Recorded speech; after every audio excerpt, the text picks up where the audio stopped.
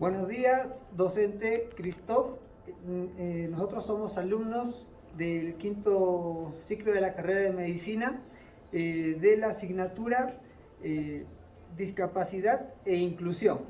En esta oportunidad vamos a hablar sobre las barreras que tienen que afrontar las personas con discapacidad.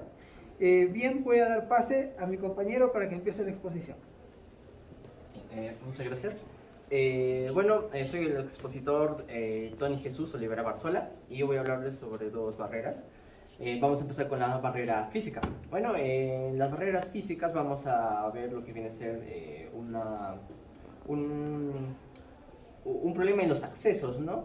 Podemos ver en las rampas, ¿no? Que muchos locales a veces no cuentan, ¿no? El equipamiento también, incluso en salones, ¿no? Educativos, no tienen el equipamiento adecuado para poder llevar estas situaciones, ¿no? En el caso de las personas con silla de ruedas tienen muchas dificultades, ya que vemos en las calles que muchos incluso no están bien pavimentadas, bien construidas, y las rampas están desniveladas, ¿no? Y sobre todo muchos locales, ¿no? Y muchos centros educativos carecen de ascensores, ¿no? Así que, ¿qué entendemos por las barreras físicas? Bueno, son obstáculos estructurales, ¿no? Entornos naturales o hechos por el hombre, los cuales impiden o bloquean la movilidad, ¿no? Que es el desplazamiento, ¿no? del entorno o el mismo acceso. Y ahora tenemos lo que son las barreras culturales. En las barreras culturales generalmente nos vamos a ir en la sociedad, ¿no? Que es la falta de adaptación de las organizaciones con las personas con discapacidad, ¿no? También la falta de iniciativa para relacionarse, ¿no? Con las personas con discapacidad, ya que vienen los prejuicios y los sesgos, ¿no? Que tienen hacia ellos. Y sobre todo la dificultad para reconocer el desempeño laboral de las personas con discapacidad, ¿no? Y esto se ve mucho en los ámbitos laborales, ¿no? Así que, ¿qué tenemos como barreras culturales?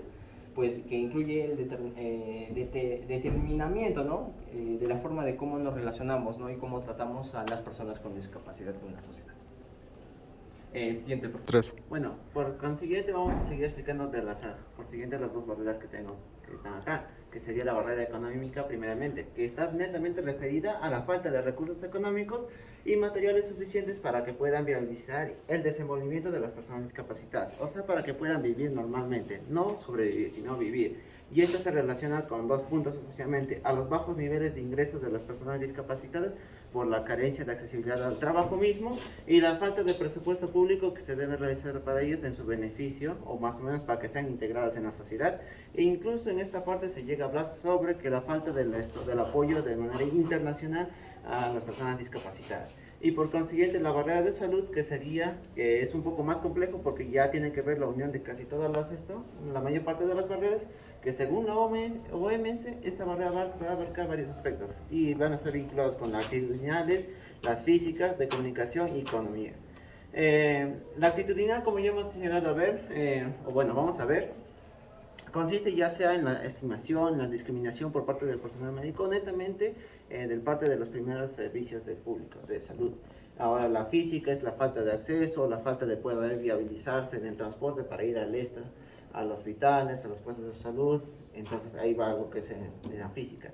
De comunicación, netamente se habla de aquellas personas discapacitadas que son ciegas, que no pueden ver, no pueden, leer. Entonces no hay una cierta comunicación de paciente y médico. Entonces esa parte tienen una dificultad, por eso hay una barrera también en eso. Y la economía es que las personas discapacitadas, al no tener un sustento económico muy viable o al ser discriminadas en esa parte de trabajo, no tienen los recursos económicos necesarios para tener una solventación en lo que es en la parte de salud cuando llegan a enfermarse. Por eso tienen una barrera ahí. Y lo que es la OMS, estas cuatro son las que están más importantes ahí.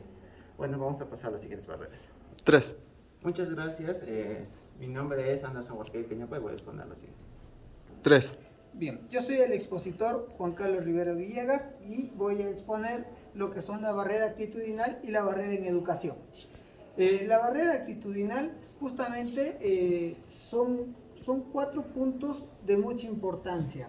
Dentro de ellas se observa la resistencia, que justamente imposibilita a las personas con discapacidad a insertarse o incluirse en el mundo laboral, porque uno que se los discrimina, pues, ¿no? Como por ejemplo, desde la entrada. A veces ponen un anuncio para buscar, buscar trabajadores y lo primero que ponen en el anuncio es buena presencia. Después ya ponen a lo mejor que tenga predisposición, que tenga buen trato social, pero lo primero buena presencia, y a veces eso también como que limita a la persona con discapacidad a querer ir a buscar justamente ese empleo, ¿no? También limitan el acceso al desempeño de las personas con discapacidad, porque también piensan que a lo mejor estas personas no tienen el talento suficiente, y justamente son personas que a lo mejor pueden tener una discapacidad física, como se estuvo mencionando, pero pueden tener otro tipo de talentos, llámese en la parte humanística, en la parte musical, en la parte de comunicación. Ahí puede ser su talento donde también puede desempeñarse muy bien. También entre las actitudinales hemos encontrado que tienen dificultad para instalar este tema de diversidad en general, hablar a lo mejor en el tema de las leyes, ¿no? Poder incluir justamente la manera de cómo podemos incluir en el sistema laboral a estas personas con discapacidad, puesto que no hay una sola discapacidad, pues, ¿no? Tenemos una variedad de discapacidad que padecen estas personas. Entonces ahí es la dificultad donde poder encontrar una manera cómo incluirlos en cada área de trabajo, pues, ¿no? Y lógicamente todo esto se debe a que nuestra cultura organizacional no es muy inclusiva. Por eso justamente esto también se debe a que muchas personas que entre comillas pues nos creemos normales, ya venimos con ciertos preconceptos ante las personas con discapacidad, como ser que a lo mejor estas personas no van a tener un buen desempeño. Y esto nos basamos justamente en lo que ya algunos compañeros mencionaron, en lo que son los prejuicios o estigmas. Como que, por ejemplo, que ellos tienen falta de habilidades interpersonales y por lo tanto van a tener mala relación laboral. Y eso no es cierto. O que son personas muy enfermizas y eso va a disminuir el desempeño laboral, y eso también no es cierto. Son estigmas, ¿sí?, que tenemos que mejorar. Acá puse un pequeño eslogan donde pongo, ¿no? Todos sonreímos cuando hay una mejor actitud, ¿sí? Y ahí vemos cómo estas personas sí se desempeñan cuando también se les facilita que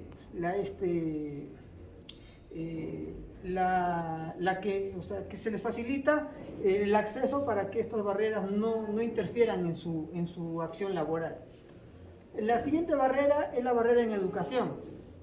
Justamente como mencionaba también algunos de mis compañeros, es la falta de accesibilidad. Tanto al plantel estatal o particular encuentran barreras físicas, ¿sí? Tanto para ingresar a la misma institución y mucho más para ingresar a cada aula. Y incluso muchas aulas pues no están adecuadas, ¿no? Porque ellos necesitan a lo mejor un mayor espacio. O también, como mencionamos acá, la falta de preparación curricular hacia los docentes. Ellos a lo mejor no están preparados para integrar la educación a personas, por ejemplo, con síndrome de Down, junto con otros niños que puedan desenvolverse, pues, ¿no?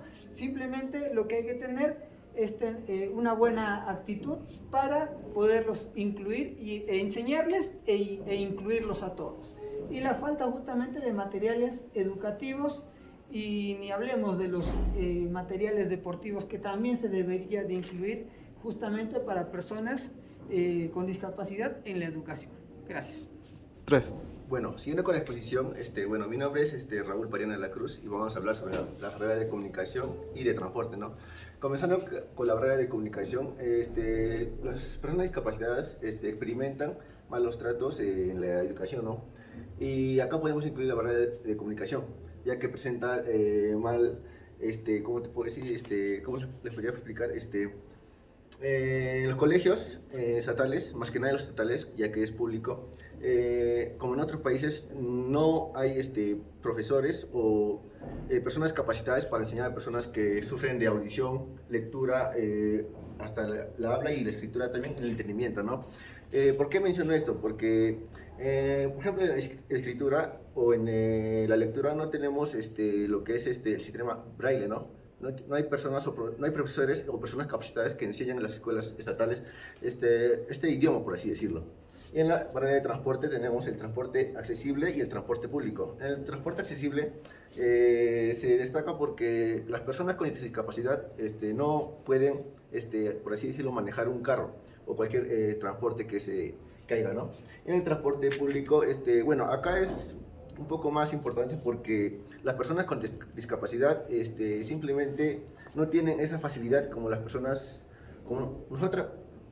como nosotros para poder acceder a un transporte, ¿no? Como las personas que están en silla de ruedas no tienen esa facilidad de subir a un transporte público, ¿no? Eso sería todo. Muchas gracias. Va. Buenas tardes, profesor. Mi nombre es Ramsés Guaranja Cárdenas y hoy voy a exponer sobre las barreras de trabajo y las barreras políticas. Empezaremos con las barreras de trabajo. ¿Qué son las barreras de trabajo? Bueno, en este caso, como sabemos, las personas con discapacidad sufren discriminación, estigmatización de varios estereotipos en la sociedad. Y en este caso no es la excepción en el aspecto y en el sector laboral, ya que las personas con discapacidad tienen falta de oportunidades. Se les estigmatiza también, claramente, y también hay un rechazo a las personas, porque creen que no son capaces. Todo esto se debe a que la sociedad, con el paso del tiempo, las personas han creído que son superiores a otras personas por el sistema actual que tenemos. Las personas se creen superiores en varios aspectos y han oprimido y han invisibilizado a este grupo, a esta minoría. Además, en las barreras de trabajo podemos hablar que en el Perú 8 de cada 10 personas con discapacidad no están en el sector laboral, lo cual está mal, ya que hay leyes que regulan que las personas con discapacidad puedan trabajar. Aproximadamente el 10% de todas las empresas del Perú deben tener personas con discapacidad. O sea, de todo el 100% de trabajadores, el 10% debe ser ocupado por personas con discapacidad. Pero lamentablemente esto en las empresas no se cumple. Incluso pueden llegar a la corrupción. ¿Cómo así? Haciendo pasar a personas comunes como personas con discapacidad. Y recordemos que no hay una persona normal, simplemente hay personas comunes y no tan comunes. Ahora pasamos a las barreras políticas. En este caso, las barreras políticas se tratan más que nada en la geopolítica, ya que a las personas con discapacidad se les puede negar a reunirse, también se les puede negar el acceso a programas de servicio, también se les puede negar hacer iniciativas legislativas. En el Congreso y en el actual Estado de Perú tenemos varias iniciativas que están siendo rechazadas para las personas con discapacidad, ya que piensan que esos beneficios, más que beneficios, son privilegios, pero no, lamentablemente las personas piensan así. Eso debería ser beneficio, va a nuestros impuestos, porque uno nunca puede ser empático hasta que le toque tener una persona o un familiar con personas con discapacidad, pero no, los impuestos no se malgastan en cualquier cosa. Los impuestos también van para personas como las personas con discapacidad, para la infraestructura y para varias cosas. Por eso, como vuelvo a decir, se les niega las iniciativas legislativas, ya que para muchos pueden ser muy caras. Y en este caso también vamos a hablar que hay una falta de concientización, ya que, como dije anteriormente, hay muchas leyes que benefician a las personas con discapacidad, pero simplemente la sociedad y el Estado deciden no ver y no hacerlas cumplir. Eso sería todo. Muchas gracias, profesor.